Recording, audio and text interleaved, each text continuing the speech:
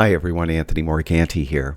Around 7 years ago, I was approached by one of the editors at the Buffalo News. The Buffalo News is the local newspaper here in Buffalo, New York. She told me they were searching for an image that they could use on the cover of a magazine that they insert in the Sunday edition of the newspaper. The magazine is called Buffalo Discover or Discover Buffalo Magazine.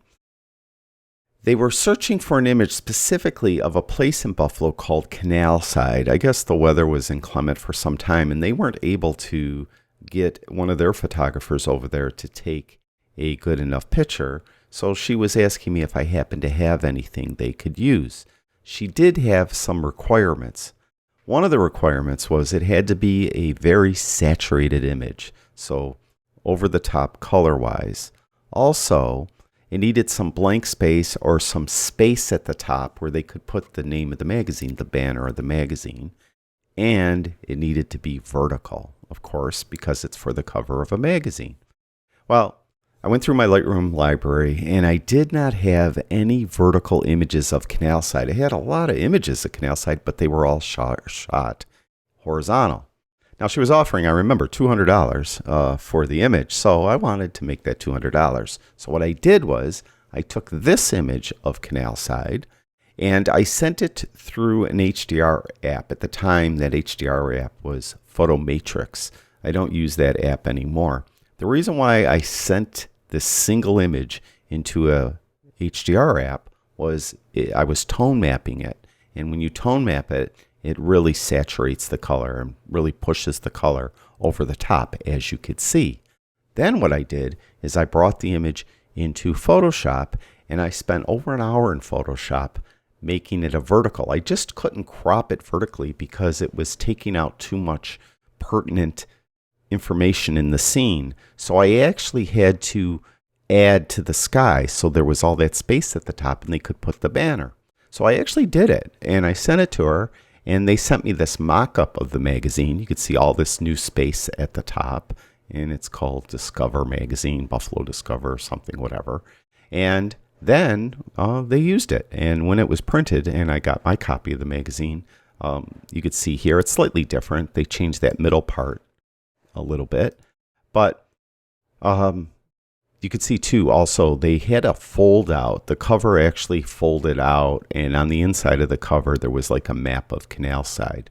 And that's why there's a crease down there, and there's these two little stains there was kind of like sticky glue to hold it together. So that, kind of wrecked it a little bit, but there is the image on the cover. Now, I mentioned to convert this image vertically so it would work for this magazine took me over an hour. Well, there's new tools in Photoshop available now that actually we could do this in minutes, and I'm going to show you how to do it. Now, what we need to do is, I'm not going to show you the Photomatrix part. I no longer have Photomatrix on my computer, but any HDR application, if you send a single image into it, you could tone map it. Tone mapping should be one of the options, and you'll be able to get a over-the-top color image like this. Then what we're going to do is we're going to send this into Photoshop. Just right-click right on the image, go down to Edit In, and over to Edit in Adobe Photoshop 2022. I'm going to edit a copy with Lightroom Adjustments and click Edit. Now, what I did then is I took a different image of a sky and I added it to the existing sky and blended it together so it looked natural. We're not going to do that today, so we're going to come up with a different image.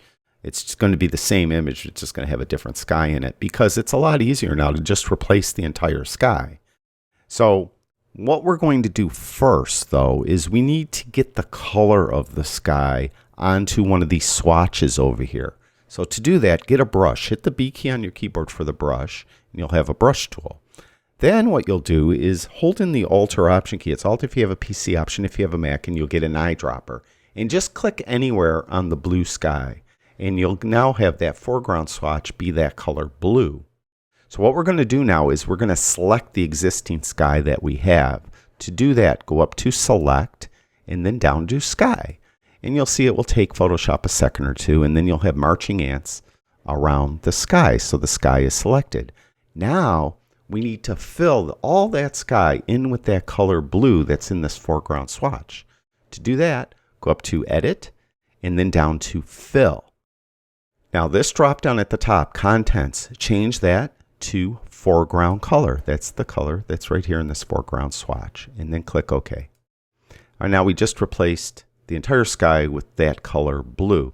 Now you might have some clouds here. If you feel compelled, you could paint over those. You don't really have to though. This should work as is. So I'm going to get rid of those marching ants by hitting Command D on my Mac. It's Control D on a PC.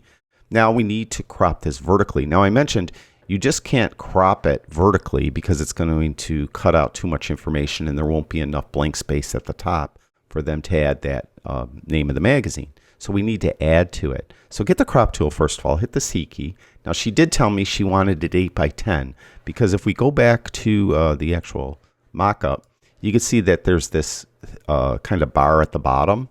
That's not over the image, that is under the image. So they needed it 8 by 10 and then they'd crop it to fit their magazine as needed. So go back to this. So we need to crop it vertically 8 by 10. Go up here to this drop down, you have the crop tool open, and change it to 4 by 5, 8 by 10. Now you can see it gave me a vertical 8 by 10. Now it may give you a horizontal 8 by 10. If it does, just click these two arrows right here and you could flip-flop it vertically and horizontally. Now, what I want to do is I want all the information that's in the image to the right to be in this vertical image. So I'm going to actually move this image this way. All right, so I want everything over here. Now I need more space at the top and I need to include some of the stuff that's over here on the left. Now, what I'm going to do is I'm going to shrink the view here by hitting Command minus on my Mac a couple times like that. All right, now I'm going to grab this handle and I'm just going to pull it up. And I'm going to keep pulling it up till about there or so, okay? And then we're going to click this check mark to commit to this crop. So now we have all this blank space at the top. Now I'm going to zoom back in by hitting Command plus a couple times, okay? Command minus, there we go.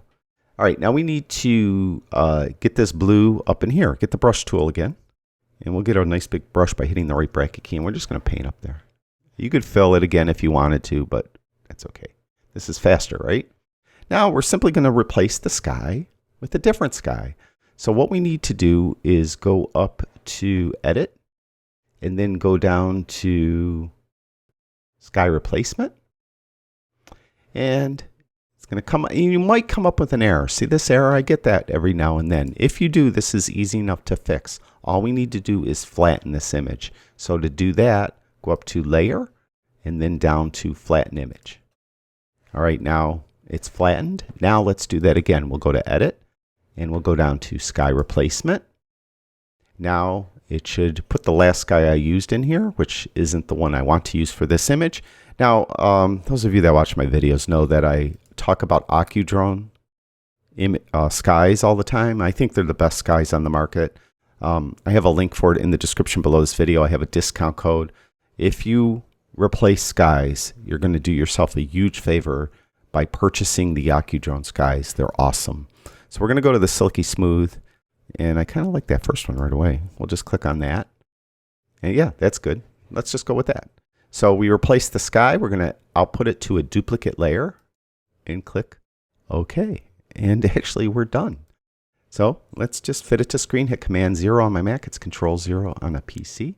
And there it is. We replaced the sky. Now, to save it, just what I do is I just quit Photoshop. And it's going to prompt me, want to save before quitting? And yeah, I do. So we'll click Save. And now we'll have this image as is, saved in Lightroom. I sent her at the time, after I was working in Photoshop for over an hour to get that original sky blended in there. I sent her this image. She said, that's great, we'll buy it. And then they sent me this mock-up, and then that was the final product. So that is how you would go about doing something like this. Now, what I would strongly recommend if you have aspirations to sell images to magazines, a lot of times on the inside of the magazine, they're going to use horizontal images. But for covers, they almost always need a vertical image. So when you're at a compelling scene, shoot it horizontally and vertically. Do yourself that favor. Also, the $200 I received for this cover is really low. Typically, a cover for a national magazine, you should get 5 figures. Well, you should get 4 figures. You should get a couple $1,000s for a cover for a national magazine. This is a local newspaper, so you're not going to get that much for it. So that is how you go about doing it. Hopefully that helps you broaden your Photoshop skills. Thank you, everyone who watches my videos. I really do appreciate it. I'll talk to you guys soon.